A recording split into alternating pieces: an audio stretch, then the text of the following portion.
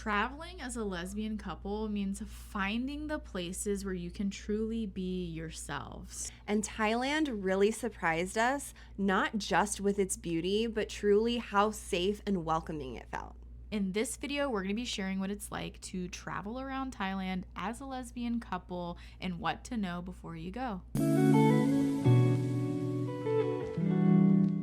I'm Jessy. And I'm B. And if you like this video, hit that like button and don't forget to subscribe to our channel.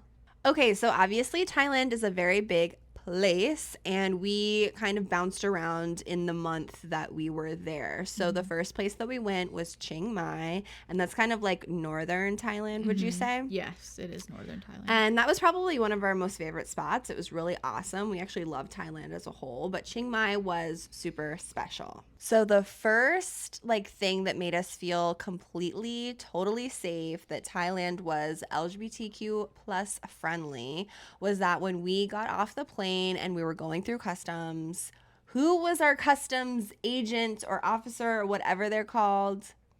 It was a masked lesbian. She was so cute.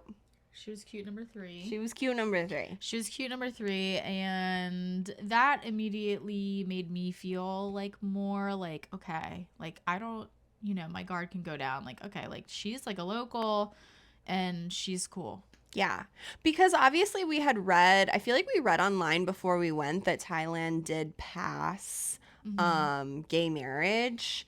However, we didn't really know what the culture was going to be like. Obviously you hear things and you can read things, but you don't really know until you go. Right. So this was our first, we can sort of take a deep breath experience. The first hotel that we stayed at, if you've seen our other videos, it was not a great hotel.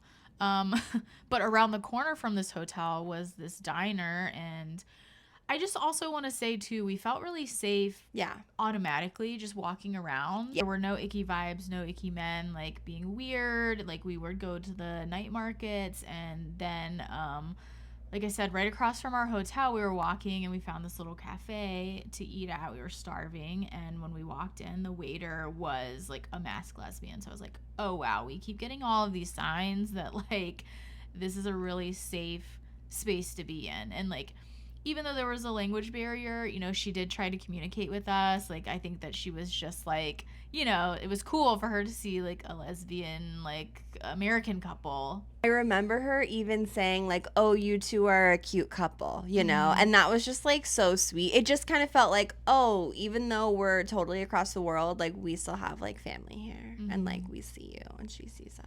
And then shortly after we moved from that hotel to the other hotel, we our driver, we called a Grab, which is the equivalent of an Uber ride, and she was a masked lesbian. And then we there was a language barrier, but we were using Google Translate, and she was totally so excited that she was giving us a ride. And then she ended up giving us her WhatsApp number, so we were able to text back and forth with her, and she became our driver for the rest of our stay in Chiang Mai. That was really special. We still follow her on Instagram. We love her. She loves us. It felt really cool, and it just allowed us to feel I don't know, I think just overall safe. And like I said, just we have family. We, you can be so far away from your home but still feel connected to, I don't know, something bigger. I don't even know if that makes sense, but it just kind of showed me that oh yeah, we're not all that different. I think it made us feel safer too as women, also just having a woman driver, drive us around, not that we had any bad experiences with the men drivers there, but it's just another layer of just a feeling of safety, so it was really nice to have that. And then we had this moment where she took us to this park, this national park, and we got to hang out with her on this little waterfall rock, and we were able to talk to her, and it was really special to connect with somebody else like us in a different country. Yeah, it was so cute. She was like telling us about her girlfriend and like how long they had been together and like when she came out and like all of these things. And Google Translate, like, shout out, like that was like a really big help, because if it wasn't for that, we would not have been able to have those connections with her. And we also did talk to her about like the like kind of like the acceptance within the culture as well. And you know, she was like, yeah, like never had an issue. It's just like not, it's not this like taboo weird thing there like it is in the States. It's not like this demonized thing. It's just kind of like, oh yeah, like love is love and like we accept you. And if it is, we didn't see anything like that. I'm sure some people have experiences like that, like in their families and in, you know, whatever community they're in Thailand, but we didn't experience any of that. And she didn't have that experience either. So we thought that was pretty cool. And then so we went from, where did we go? From Chiang Mai. We went from Chiang Mai to Krabi. So that's like the beach. That's like a beachy town. Yeah. Right? That's like the beachy town of Thailand, like one of the really popular tourist place to go. Yeah, we were thinking about going to Phuket, but we read some weird things. Krabi was super beautiful. It was such a different vibe from Chiang Mai, but still like just as welcoming and felt super safe. So we stayed at this really beautiful like resort, and then we were like, okay, we want to kind of go explore like beyond. So we went to this little like market area. We had like the best Indian food of our life. We saw the beautiful ocean. There was like this really cool like fire dancing like little festival show going on, and then we got to see the beautiful statuesque drag queens of Thailand.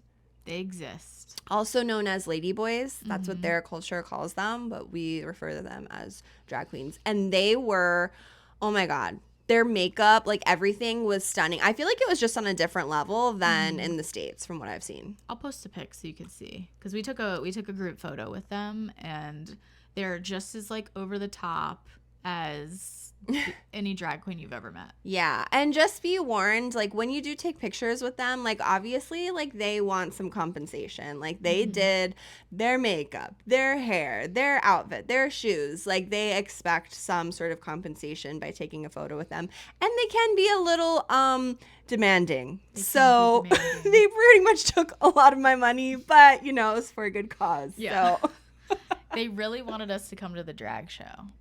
So. Yeah, and that just wasn't happening because we don't drink. Like, it wasn't the vibe. It just wasn't the vibe. But it's also making me remember too when we were at this really nice resort in Krabi, and we met another lesbian couple in the. Oh, we did. Remember them? They were like British. They were from London. Or I don't know where, but somewhere in the UK. They were from the UK, and I just like remember like they were going out on a boat tour just like us. Yeah. They were like planning it, and it was like so cool to like see like, I don't know, it was just like, oh, like cool, another couple. So like we had like a very gay experience. So gay. It was so gay. It was so gay. I totally forgot about that couple. Yeah. I wonder how they them. are. I don't know. Okay. They were like going out on a boat. Like we all like went, I feel like, on a little field trip to the beach when they were like getting us out on, you know, the long boats. Longtail boat. The longtail boat tour. So that was like, it was just like kind of funny. I don't know. Like the gays are on the beach getting ready to go on their little tour. Ready to have a gay day. A gay old time. A gay old time. If you're gay, comment. So let us know in the comments what LGBTQ friendly places you've been to recently. We would love to hear. And as always, take what you need, leave the rest, and go love yourself.